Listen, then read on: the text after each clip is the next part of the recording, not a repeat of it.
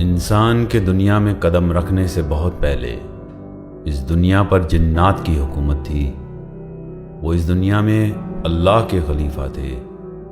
ان کی خلقت آگ سے ہوئی مگر وہ آگ نہیں تھے، بالکل ایسے ہی جیسے انسان کی خلقت مٹی سے ہوئی مگر وہ مٹی نہیں ہے۔ انسان کی طرح ان کو بھی یہ اختیار دیا گیا کہ صحیح اور غلط کا تعین کر سکیں۔ جنات کی اکثریت نے بغاوت کی اور ظلم و جور کا راستہ اپنایا۔ دنیا میں ہر طرف قتل و غارت پھیل گئی۔ ان میں ایک جن بالکل منفرد تھا۔ اس کے زہد کی وجہ سے اس کو ملائکہ کے درمیان جگہ دی گئی۔ یہ ابلیس تھا۔ پھر جب زمین پر صورتحال بہت ہیبت ناک ہو گئی تو اللہ نے جنات کو تباہ کرنے کے لیے فرشتے بھیجے۔ اس بات پر اتفاق نہیں کہ ابلیس ان فرشتوں کا سردار تھا یا اسے جنگ کے بعد اللہ کے حضور پیش کیا گیا، لیکن قرآن صرف اس بات کی تصدیق کرتا ہے کہ وہ ایک جن ہے جسے مقرب فرشتوں کا رتبہ ملا تھا۔ وہ تمام مخلوقات جنہیں اللہ کا قرب حاصل تھا، ان میں صرف ابلیس کو یہ اختیار تھا کہ وہ حق و باطل میں سے جو چاہے چن لے۔ جنات کی شکست کے بعد ابلیس نے یہ موقع دیکھا کہ وہ دنیا پر اپنی خلافت قائم کر لے۔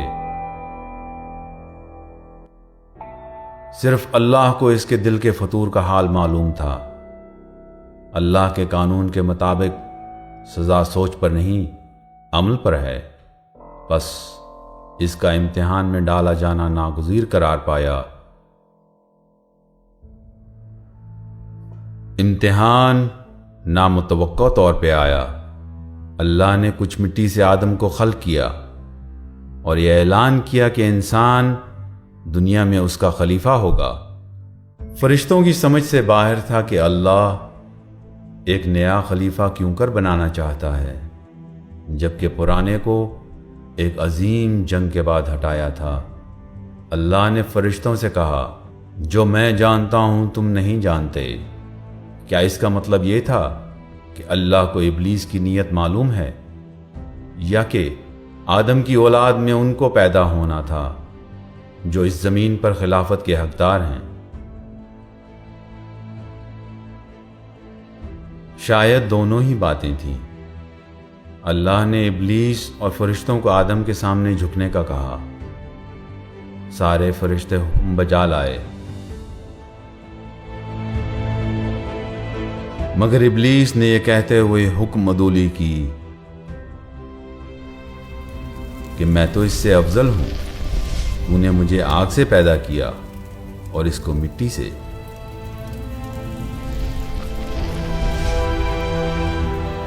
ابلیس امتحان میں بری طرح سے ناکام ہوا۔ اس نے اللہ کی کھلی حکم عدولی کی۔ اس کی نیت کا فطور سب پر آشکار ہو گیا۔ کچھ بعید نہیں کہ اسے فوراً واصل جہنم کر دیا جاتا۔ آدم کے لیے ابلیس کا غصہ انتہا کو پہنچ گیا۔ اس کو آدم اور اولاد آدم سے بدلے کی ترکیب سوجھی۔ ابلیس نے اللہ سے روز قیامت تک کی مہلت مانگ لی تاکہ انسان کو بھی امتحان میں ڈالا جا سکے جیسے اسے ڈالا گیا، اور یہ ثابت ہو جائے کہ انسان اللہ کی خلافت کے قابل نہیں۔ بولا، میں انسان کے گھات میں تیرے سیدھے رستے پہ بیٹھوں گا، پھر اس پر آگے سے حملہ کروں گا اور پیچھے سے اور دائیں سے اور بائیں سے۔ اے اللہ، تو انہیں ممنون اور شاکر نہیں پائے گا۔ اللہ نے اسے مہلت دی مگر قیامت تک نہیں، بلکہ ایک معین وقت تک۔ اتنا لمبا عرصہ کہ حضرت انسان کا امتحان لیا جا سکے۔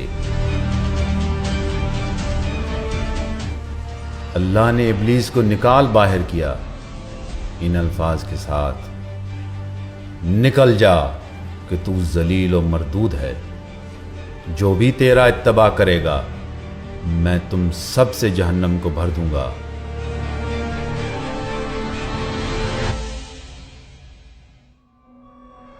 اللہ ان سب کو ابلیس کے ساتھ جہنم میں جھونک دے گا جو اس امتحان میں ناکام ہوں گے، مگر اللہ نے انسان پر اعتماد کیا، اس بات پر کہ بنی نوع انسان میں ایسے لوگ بھی آئیں گے جنہیں ابلیس گمراہ نہ کر سکے گا۔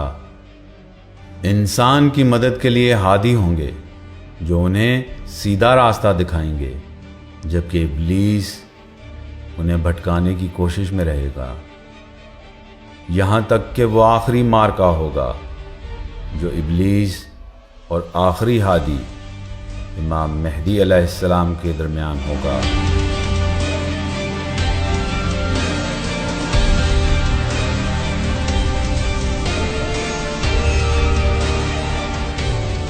امام مہدی کوئی پیشن گوئی نہیں، ایک وعدہ ہے جس کے پورا ہونے کا وقت آ گیا ہے۔ اس دستاویزی فلم کا موضوع منفرد ہے۔ ایک جانب ایک جن جس کا نام ابلیس ہے، جو طولانی عمر والا ہے اور جسے فی الواقعہ موت نہیں، جس کی خلقت بے دھوئیں کی آگ سے ہوئی، وہ ہزاروں سال سے ایک ہی مقصد سے کار فرما ہے۔ اس کا ایندھن خود پسندی اور بنی نوع انسان سے نفرت و حقارت اور بدلے کی آگ ہے۔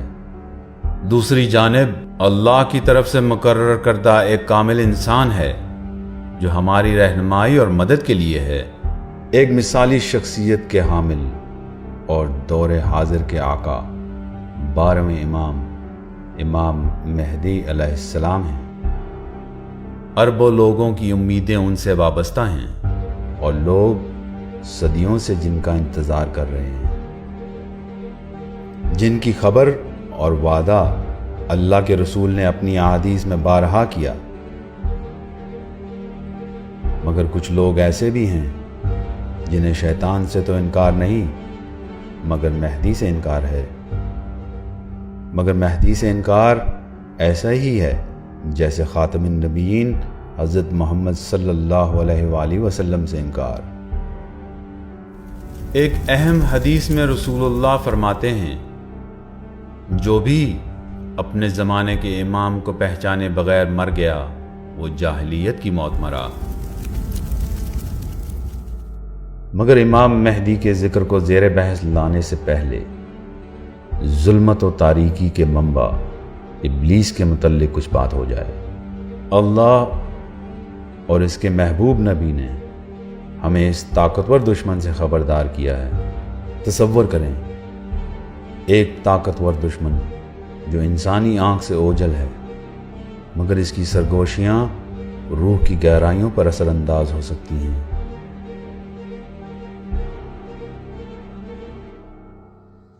ایک ایسا دشمن جس کی عمر بنی نوع انسان سے بھی طویل ہو، یہ ہے ابلیس، ہمارا اور آپ کا کھلا دشمن۔ یہ شیطان کے نام سے بھی مشہور ہے اور دھوکے باز کے نام سے بھی۔ اس کی طولانی عمر کے باعث اسے بنی نوع انسان کو دھوکہ دہی کا تجربہ اور ہنر سیکھنے کا موقع ملا۔ اس دوران اس نے بہت کچھ سیکھا۔ جیسے جیسے لوگ اس کے طور طریقے کو پہچاننے لگے اور محتاط ہو گئے، خصوصاً آخری نبی کی آمد کے بعد، ویسے ویسے وہ اپنے حلیے اور وار کرنے کے انداز کو بدلتا گیا۔ وہ جن و انس کی ایک فوج کے ساتھ کھڑا ہے جو اس کے کالے کرتوتوں میں اس کے مددگار ہیں۔ طولانی عمر کے حامل ابلیس نے نسل در نسل شیاطین کی تربیت کچھ اس طرح کی کہ ان کے اندر بنی نوع انسان کے خلاف حقارت اور نفرت کوٹ کوٹ کر بھر دی۔ اس کے علاوہ اس نے انہیں دھوکے بازی کا ہنر بھی خوب سکھایا۔ ہم بشر فانی ایسے دشمن کے سامنے کیسے کھڑے رہ سکتے ہیں؟ ہماری امید صرف اللہ کے بتائے ہوئے راستے میں ہے، مگر یہ کوئی عام راستہ نہیں جہاں پیدل اپنے پاؤں پہ چلا جا سکے۔ یہاں آپ کو اپنے فیصلوں کے ذریعے اس راستے پر زندگی بسر کرنی ہے۔ آپ یہ راستہ دیکھ نہیں سکتے، مگر جو اس راستے پر چل رہا ہو اس کا اتباع ضرور کر سکتے ہیں، یعنی اس کے پیچھے پیچھے اس کے نقش قدم پر چل سکتے ہیں۔ شاید اسی لیے خدا اور اس کے رسول نے شب و روز پنجگانہ نمازوں میں ہر رکعت میں دن میں 17 دفعہ یہ واجب کر دیا کہ ہم یہ دعا کریں کہ اللہ ہمیں اس راہ پہ چلائے جو اس کے مقرب بندوں کی راہ ہے، جنہیں اس نے اپنی نعمتیں عطا کی۔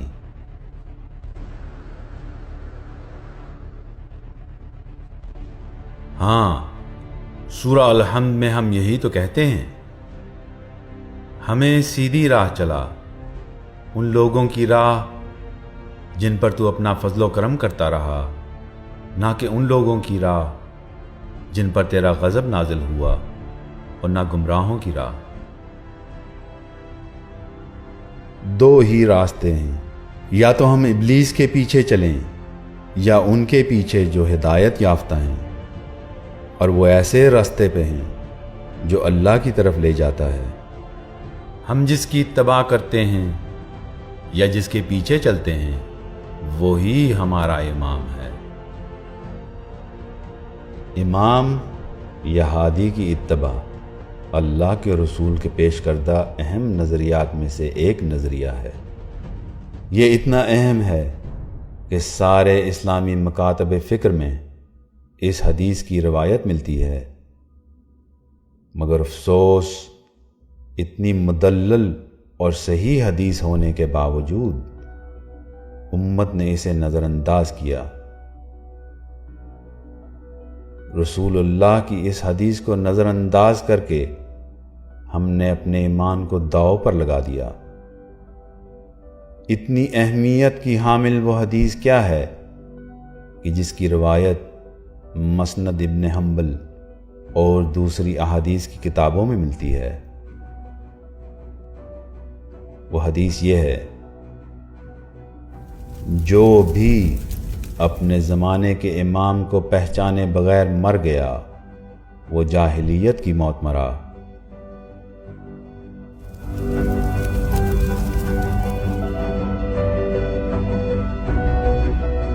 ہر مسلک میں مانے جانے والی یہ حدیث یہ بتاتی ہے کہ ہر زمانے کا ایک امام ہے، اور اگر ہم اس امام کو پہچانے بغیر مر گئے تو دور جاہلیت کی موت مرے۔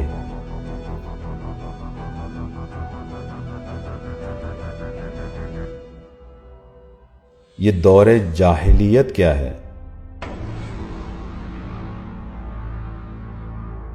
یہ دور نبی کریم سے پہلے کا دور تھا، یہ شرک اور کفر کا دور تھا۔ سو اگر ہم اپنے زمانے کے امام کو نہ پہچان پائے تو ہم کافر و مشرک کی موت مر جائیں گے۔ ہاں، کافر کی موت۔ ہمارا ایمان اور مستقبل اس بات سے جڑا ہے کہ ہم اپنے زمانے کے امام کو پہچانیں۔ تو ہمارے وقت کا امام کون ہے؟ ہم اور آپ کس کی اتباع کریں؟ کسی کے پیچھے چلنے کے لیے اس کا ہم عصر ہونا ضروری ہے۔ ہم ماضی میں کسی کی تعلیمات پر عمل تو کر سکتے ہیں، مگر اس کے پیچھے چل نہیں سکتے۔ ہمارے زمانے کا امام ہمارے ہی دور میں زندگی بسر کرتا ہے، اسی لیے وہ امام وقت یا زمانے کا امام کہلاتا ہے۔ ہر دور میں ابلیس اس زمانے کے امام یا نبی سے لڑتا ہے۔ آدم کے دور میں وہ آدم سے لڑا، ابراہیم کے زمانے میں وہ حضرت ابراہیم سے لڑا۔ حضرت ابراہیم نبی بھی تھے اور امام بھی۔ آج بھی ہم منی میں شیطان کو کنکریاں مارتے ہیں، جو کہ مناسک حج میں سے ایک ہے۔ ابلیس امام کے خلاف جال بنتا ہے، اور ایسا کرتے ہوئے وہ آپ کے اور ہمارے خلاف جال پھیلاتا ہے۔ وقت کے امام اور ابلیس کے درمیان ایک مسلسل تگ و دو ہے۔ امام آپ کی رہنمائی کر کے آپ کو جنت لے جانا چاہتا ہے، اور ابلیس اپنے گر اور ہتھ کنڈے استعمال کرتے ہوئے دھوکے کے ذریعے تب تک آپ کو الجھن اور پریشانی میں ڈالتا ہے جب تک آپ تھک کر اس کے پیروکار نہ بن جائیں یا کم از کم امام کو چھوڑ نہ دیں۔ ابلیس چاہتا ہے کہ آپ ہمیشہ ہمیشہ کے لیے جہنم کی آگ میں جلیں۔ اس کا پہلا ہدف آپ کو امام سے دور کرنا ہے۔ یہ کوئی حیران کن بات نہیں کہ صرف 72 افراد نے امام حسین کا ساتھ دیا۔ امام حسین اپنے زمانے کے امام تھے، جبکہ امت میں سے بہت سو نے حاکم وقت یزید کا ساتھ دیا۔ اس سے ثابت ہوا کہ یہ ضروری نہیں کہ حاکم وقت ہی امام وقت ہو۔ سچ امام کا ہتھیار ہے۔ امام ابلیس کے بنائے ہوئے سیراب اور دھوکے کو ان کی حقیقت کا آئینہ دکھاتا ہے۔ امام فریب کے طوفانوں کو ہٹا کر ہمیں سیدھا راستہ دکھاتا ہے، اور وہ ہر سطح پر کام کرتا ہے، ہمارے گھروں کے اندر بھی اور معاشرے میں بھی۔ امام کی ہر ممکنہ کوشش یہی ہے کہ انسانوں میں تفرقہ نہ پڑے، جبکہ ابلیس ہم میں پھوٹ ڈالنے کے لیے کوشاں ہے۔ اس جھوٹ اور مکر و فریب کی دھن اور بہروپیوں کی دنیا میں اسے کیسے تلاش کیا جائے جو ہماری رہنمائی کرے۔ پیغمبر اسلام نے امام کی پہچان کے لیے نشاندہی کی ہے۔ انہوں نے فرمایا، اسلام کبھی ختم نہیں ہوگا اور نہ ہی گمراہ ہوگا جب تک میرے 12 جانشین امت کے درمیان موجود رہیں گے۔ ان کا تعلق قبیلہ قریش سے ہوگا، اور ان میں سے آخری کے گزر جانے کے بعد قیامت کی گھڑی آ جائے گی اور دنیا اس کے مکینوں کے ہمراہ تباہ ہو جائے گی۔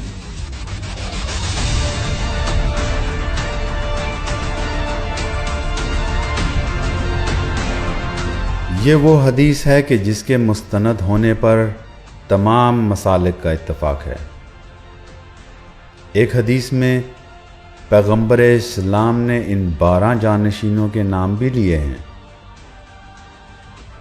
اور ایک اور حدیث میں صرف چند کے، جیسے کہ یہ حدیث، میں تمام انبیاء کا سردار ہوں اور علی تمام جانشینوں کے سردار ہیں، اور میرے بعد 12 جانشین ہوں گے، جس میں پہلے علی اور آخری مہدی ہوں گے۔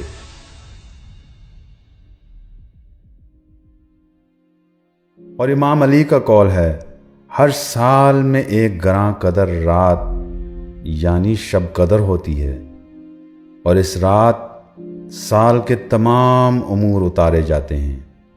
یہ امور اس کو دیے جاتے ہیں جو بعد نبی ولایت کے درجے پر فائز ہو۔ ابن عباس نے پوچھا، یہ لوگ کون ہیں؟ آپ نے فرمایا، میں اور میری ذریت سے 11 امام۔ تمام مسلمانوں کا اس بات پر اتفاق رائے ہے کہ پیغمبر اسلام کے بعد اور روز قیامت سے پہلے 12 امام آئیں گے۔ یہ وہ وعدہ ہے جو اللہ کے سچے نبی محمد صلی اللہ علیہ وآلہ وسلم نے کیا ہے۔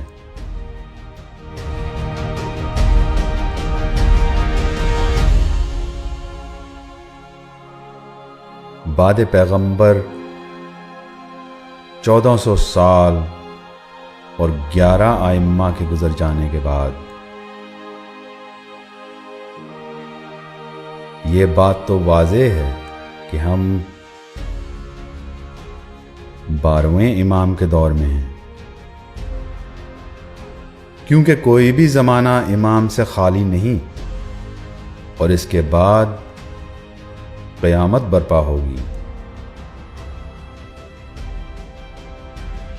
ہم ایک ایسے وقت میں ہیں جو خود پیغمبر اسلام کے بقول ایک بہت خاص دور ہے، امام مہدی علیہ السلام کا دور۔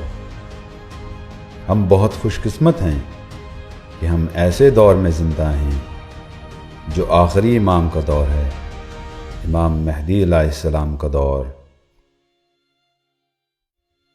آپ نے شاید اور پیشین گوئیاں بھی سنی ہوں گی، جیسا کہ امام مہدی کا ظہور مکے میں ہوگا اور وہ لوگوں کو دجال کے خلاف جنگ کے لیے بلائیں گے۔ آپ یہ سوال کر سکتے ہیں کہ ہم اس عظیم دور میں کس طرح ہو سکتے ہیں جبکہ یہ سارے واقعات ابھی رونما نہیں ہوئے؟ جواب سیدھا ہے کہ جو واقعات ابھی رونما نہیں ہوئے وہ آئندہ ہوں گے۔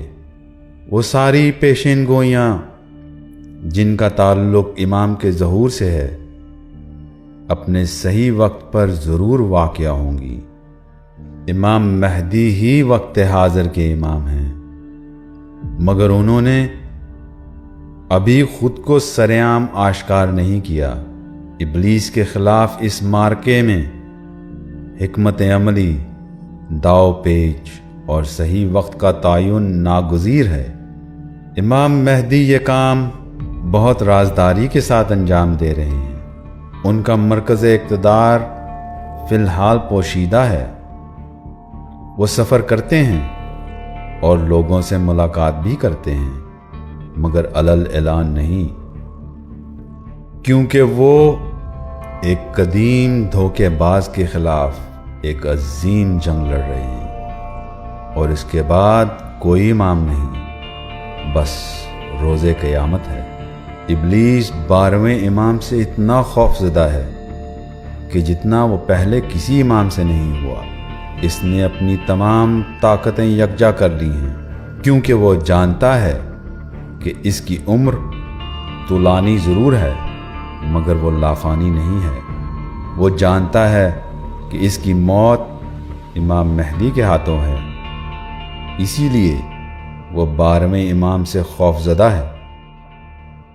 ایسا کیا ہے کہ ابلیس جیسا طاقتور دشمن بھی امام مہدی سے خوف محسوس کرے؟ ہم پھر پیغمبر اسلام کی طرف دیکھتے ہیں۔ وہ فرماتے ہیں، اللہ روح اللہ عیسیٰ ابن مریم کو اتارے گا اور وہ امام مہدی کے پیچھے نماز پڑھیں گے، اور دنیا ان کی تجلی سے منور ہو جائے گی، اور ان کی طاقت مشرق و مغرب میں پھیلی ہوگی۔ ایک اور حدیث میں ہے، مہدی میری آل اور فاطمہ کی اولاد میں سے ہے۔ حضرت فاطمہ سلام اللہ علیہا نے اپنے بیٹے حسین سے کہا، تمہاری پیدائش کے بعد رسول خدا میرے پاس آئے، انہوں نے تمہیں اپنے ہاتھوں میں لیا اور مجھ سے مخاطب ہوئے، اے فاطمہ حسین کو لے لو اور یہ جان لو کہ اس کی آل میں 9 امام ہوں گے جو ہادی ہوں گے، جن میں 9 القائم ہوں گے۔ القائم امام مہدی علیہ السلام کا ایک اور لقب ہے۔ اس کا مطلب ہے وہ ذات جو بلند ہو۔ ہمیشہ کی طرح رسول کا وعدہ سچا ہے، اور ہم جانتے ہیں کہ جب تک وہ ظہور نہیں فرمائیں گے دنیا ختم نہیں ہوگی، اور جب وہ آئیں گے تو دنیا عدل و انصاف سے بھر جائے گی، جبکہ اس سے پہلے وہ ظلم و جور سے بھری ہوگی۔ جب امام سرعام ظاہر ہوں گے تو وہ انسانیت کے لیے انتہائی خوشی کا وقت ہوگا۔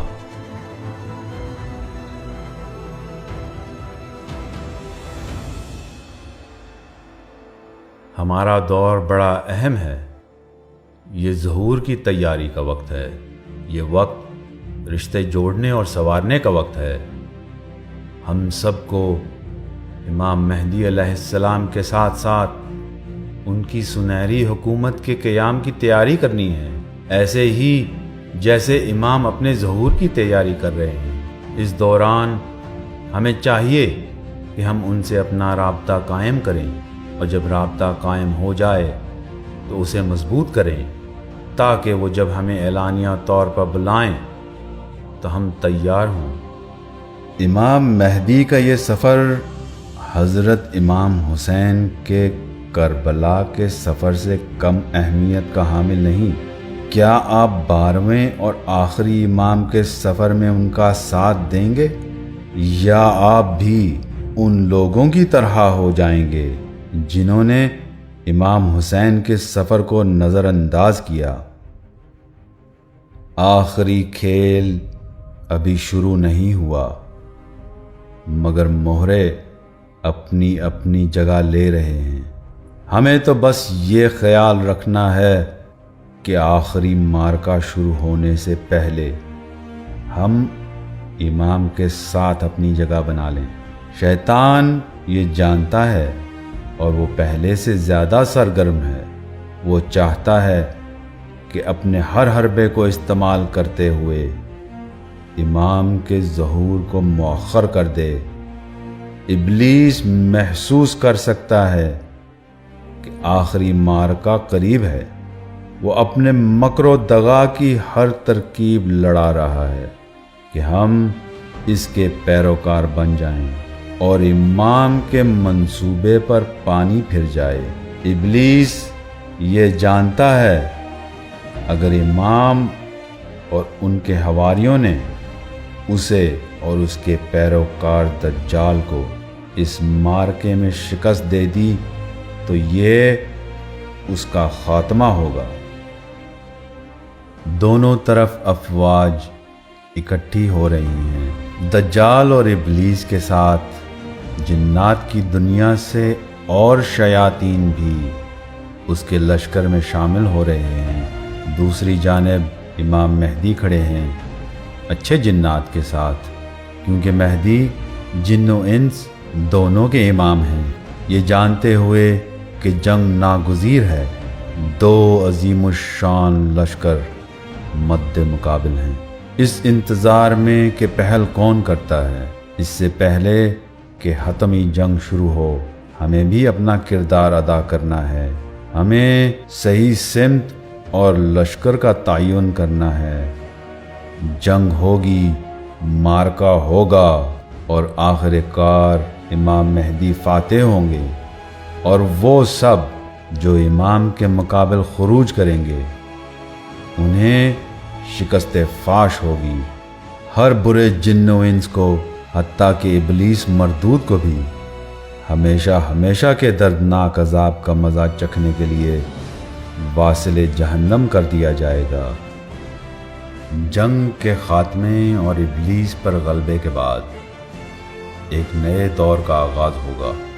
امام مہدی کی حکومت امن، سچ اور بلا نفاق کے اسلام کی فتح ہوگی۔ آگ سے بنے جن جو کانوں میں سرگوشیاں کرتے ہیں اور گناہ پر اکساتے ہیں ختم ہو جائیں گے۔ گناہ کا وجود ہوگا، مگر حتی الامکان امن، عدل اور پر اطمینان زندگی ہوگی۔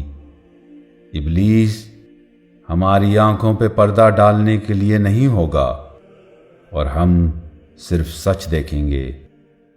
رسول خدا کی بہت سی احادیث اور فرمان امت کے اس سنہری دور کی عکاسی کرتے ہیں۔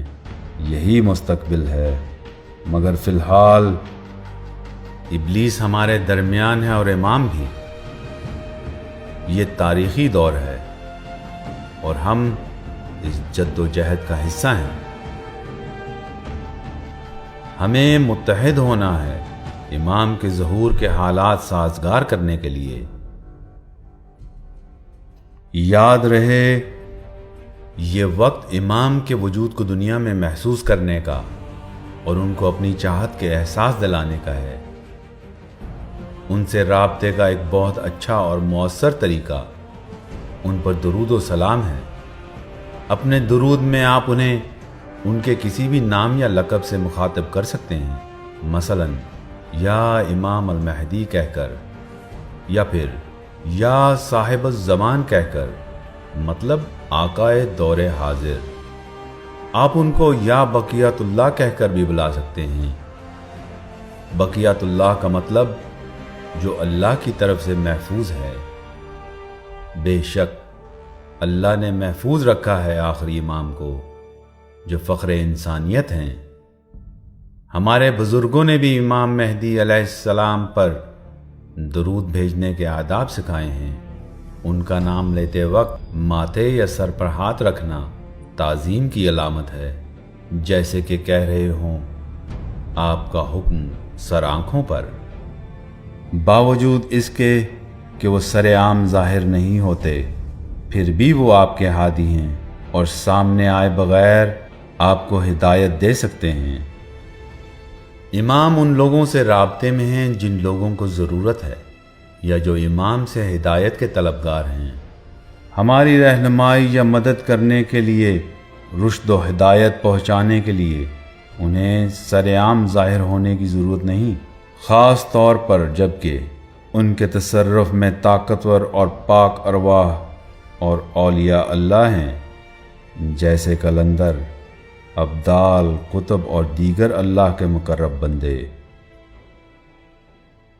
ये सारे इमाम के पैरोकारों से राब्ते का ज़रिया हैं। फरिश्ते भी इमाम तक पैगाम रसाई का काम करते हैं। ये इमाम तक उन हज़ारों लाखों लोगों के पैगाम पहुँचाते हैं जो इमाम को ख़त लिखते हैं, चाहे उनका ताल्लुक़ किसी मज़हब से हो। ये सब लोग इमाम के जवाब को महसूस कर सकते हैं अपनी मुश्किलात के हल और हिदायत के ज़रिए। बहुत से फरिश्ते उनकी खिदमत में हाजिर रहते हैं, हत्ता कि शब कद्र को रूहुल अमीन भी। ये वही शब कद्र है जिसका ज़िक्र कुरान में है। ये वो रात है जिसमें सारे मामलात मिन जानिबिल्लाह रूहुल अमीन के ज़रिए इमाम के हुजूर पेश किए जाते हैं। आपको याद होगा कि हज़रत अली ने फरमाया, हर साल शब कद्र यानी लैलतुल कद्र होती है और इस रात तमाम साल के अमूर उतरते हैं और ये अमूर उसे दिए जाते हैं जो बाद रसूल विलायत के दर्जे पर फाइज हो। सहीफ़ों में इमाम मेहदी की अहमियत सारे इमामों से ज़्यादा है। मुख्तलिफ मज़ाहिब के पैरोकार उनके ज़हूर के मुंतज़िर हैं और उस वक्त के मुंतज़िर हैं जब इमाम औलाद आदम को ऐसा यकजा करेंगे जैसा पहले कभी ना हुए। दुनिया के अच्छे अफराद, चाहे वो ईसाई हों या मुस्लिम या किसी और मज़हब से, इमाम के साथ खड़े होंगे। आपस के फ़र्क के मावरा इंसानियत की बुलंदी की खातिर बाहिमी फ़र्क को भूलकर यकजा होंगे। रूह इंसानी की बका होगी और इंसानियत जिंदा हो जावे।